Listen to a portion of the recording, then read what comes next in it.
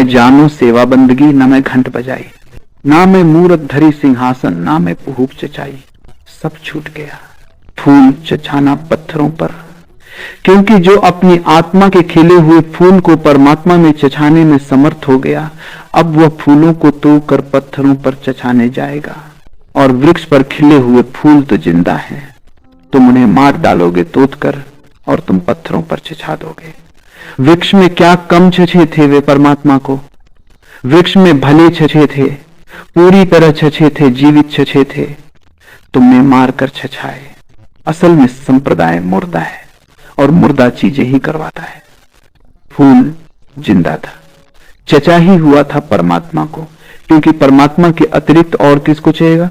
वो परमात्मा की ही सुगंध थी जो बिखर रही थी उससे, वो परमात्मा के ही रंग थे जो खिले थे, वो परमात्मा की ही पंखुड़ियां थी जो खिली थी, वो परमात्मा का ही रूप था, वो उसका ही गीत था। तुम उसे तोड़ डाले और पत्थर पर चचाए, तुमने उसे अपने परमात्मा पर छछा दिया। तुम्हारा परमात्मा झूठा है, वह तुम्हारा ही बनाया हुआ परमात्मा है। वह मूर्ति तुम्हारे हाथ से गजी गई है, अपने हाथ से गजी मूर्ति, जिसे तुम बाजार से खरीद लाए हो। और कुछ पंडित पुजारियों को, जिनको भी तुम बाजार से खरीद लाए थे, उन्होंने शोरगुल मचाकर, घंटी बजाकर, आवाज करके, धुआं पैदा करके उसको असली परमात्मा की तरफ प्रतिष्ठित कर दिया है। तुम भी जानते हो, वे भी जानते हैं। और फूल नाहक बेचारा बलि दिया जा रहा है, उसका कोई कसूर नहीं है, उसका कोई हाथ नहीं है इस उपद्रव में। मैं जबलपुर में था तो मैंने एक बड़ा बगीचा अपने चारों तरफ लगा रखा था।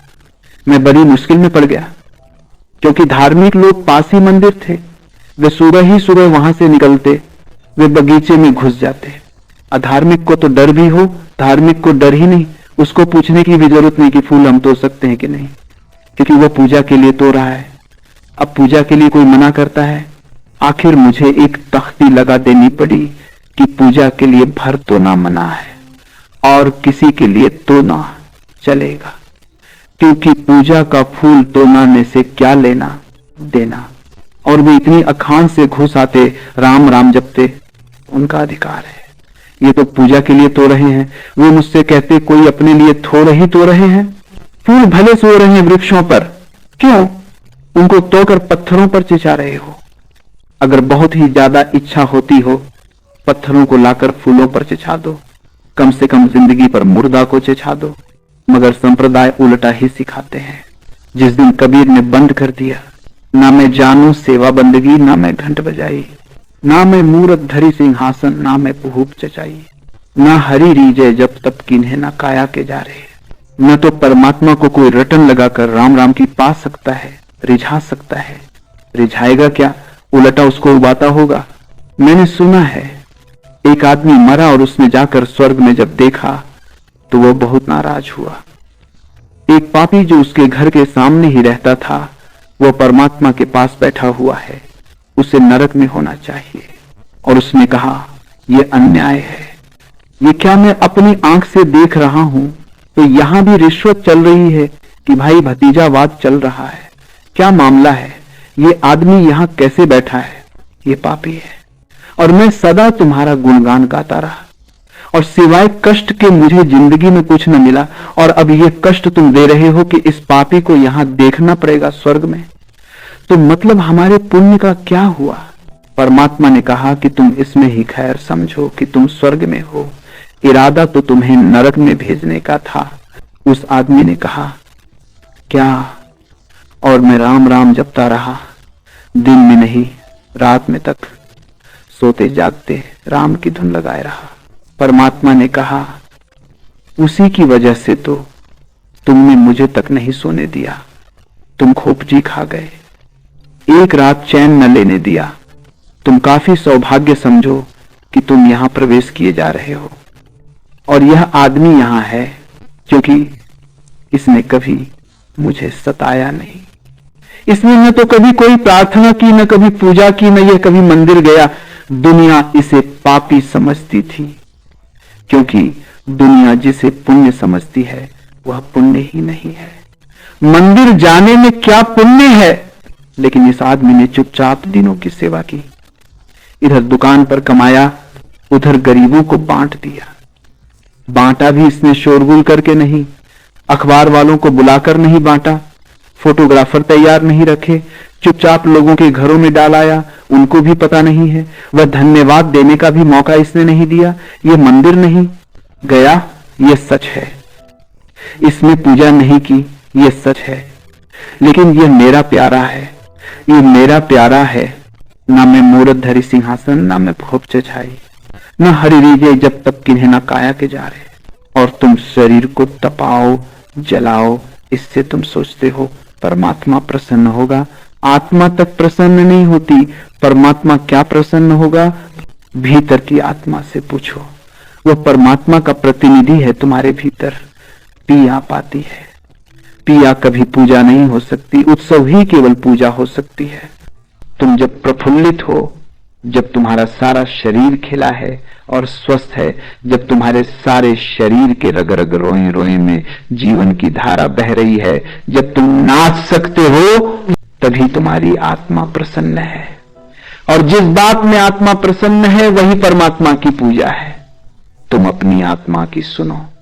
तुमने परमात्मा की सुनी, तुमने अपनी आत्मा की न सुनी, तुम परमात्मा के दुश्मन हो। गुरजीएफ कहा करता था कि दुनिया के सारे धर्म परमात्मा के दुश्मन हैं, और वह ठीक कहता था, क्योंकि वे सब तुम्हें तुम्हारी आत्मा की सुनने की नहीं सिखाते। उनके पास बंधे हुए अनुशासन है, उनको पूरा करो। और अगर तुम्हारी आत्मा इनके विपरीत है तो दबाओ, अपने को ही मारो, अपना ही गला घोंटो। वे सब आत्मघाती हैं। ना हरि रिझे धोती छाए, और नग्न हो जाने से कोई हरि को रिझा लोगे? ना पांचों के मारे, और पांचों इंद्रियों को भी मार डालो। फोलो आंखें अपनी, कान में सिंचे डाल लो, ताकि न सुनाई पड़ेगा संगीत, न वासना पैदा होगी, न दिखाई पड़ेगा रूप, न वासना पैदा होगी।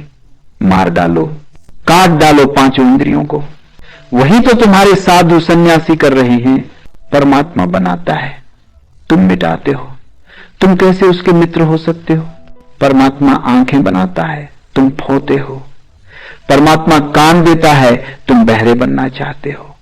जो परमात्मा ने दिया है उसे मिटाओ मत, उसे संभालो, उसे सुसंस्कृत करो, उसे संवेदनशील बनाओ। आंख ऐसी संवेदनशील हो जाए कि रूप तो दिखाई पड़े ही, रूप के भीतर छिपा अरूप भी दिखाई पड़ने लगे। कान ऐसे श्रवण की गहनता को उपलब्ध हो जाएं कि संगीत तो सुनाई पड़े ही, सब संगीत में जो शून्य छिपा है वह भी सुनाई पड़ने लगे। स्वर तो है ही संगीत में, शून्य भी है।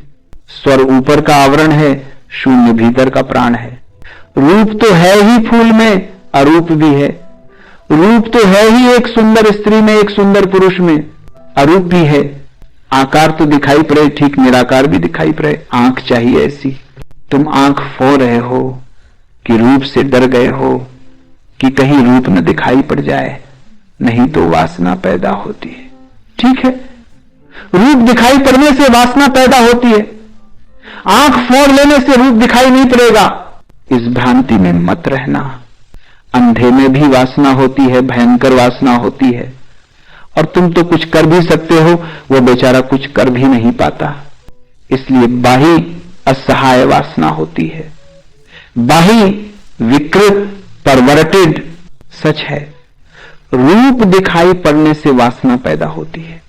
इसका अर्थ है कि थोड़ा और गहरे देखो। अरूप दिखाई पड़ने से करुणा पैदा होती है। रूप दिखाई पड़ने से काम पैदा होता है। अरूप दिखाई पड़ने से प्रेम पैदा होता है। आंख को बढ़ाओ, स्वाद को बढ़ाओ, स्वाद को मिटाओ मत। जीभ को जला लेना बहुत आसान है, क्या कठिनाई है? स्वाद से घबराओ मत।